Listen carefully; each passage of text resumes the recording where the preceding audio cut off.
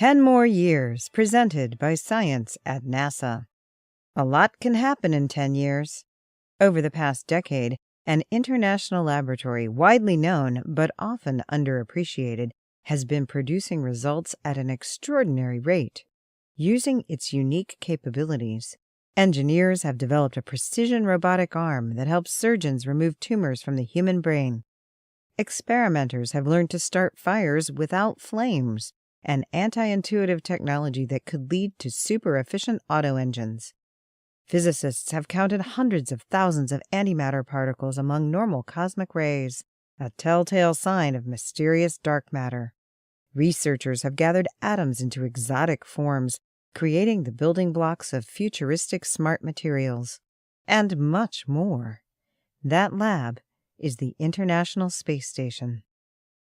The accomplishments of the past 10 years are remarkable, especially considering that the space station was still under construction, notes Julie Robinson, program scientist for the space station. Now that the station is finished, we've been granted at least 10 more. In January, the Obama administration announced an extension of the International Space Station until at least 2024. The extra time allows NASA and other space agencies around the world to pursue a number of important goals. For one thing, the space station is crucial for long-duration travel through deep space.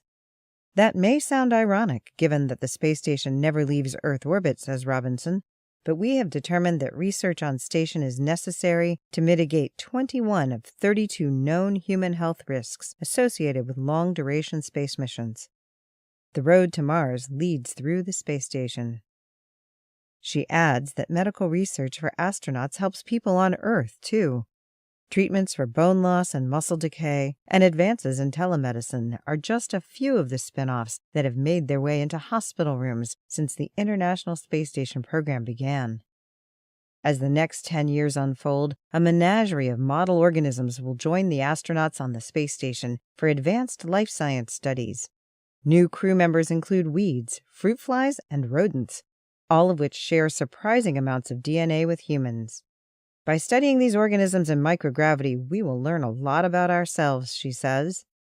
Although Robinson has a degree in biology, some of her favorite experiments are in the area of fundamental physics. For instance, she says, the station's alpha magnetic spectrometer program, led by Nobel laureate Samuel Ting, is poised for breakthroughs on the nature of dark matter. Another exciting project is the Cold Atom Lab, slated for flight in 2016. We are going to create the coldest spot in the known universe inside the space station, she says. This will allow researchers to study exotic forms of quantum matter, such as Bose-Einstein condensates. With the big blue marble looming large in its window, the space station is a powerful platform for Earth science. Sensors under construction and slated for launch in the next few years include instruments for hurricane forecasting, studies of the global climate, and lightning hazards. The extension of the space station allows Earth science instruments to collect longer-term data sets, notes Robinson.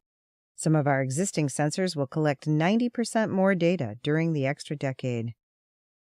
The station's 10-year extension also boosts the development of America's homegrown commercial space program.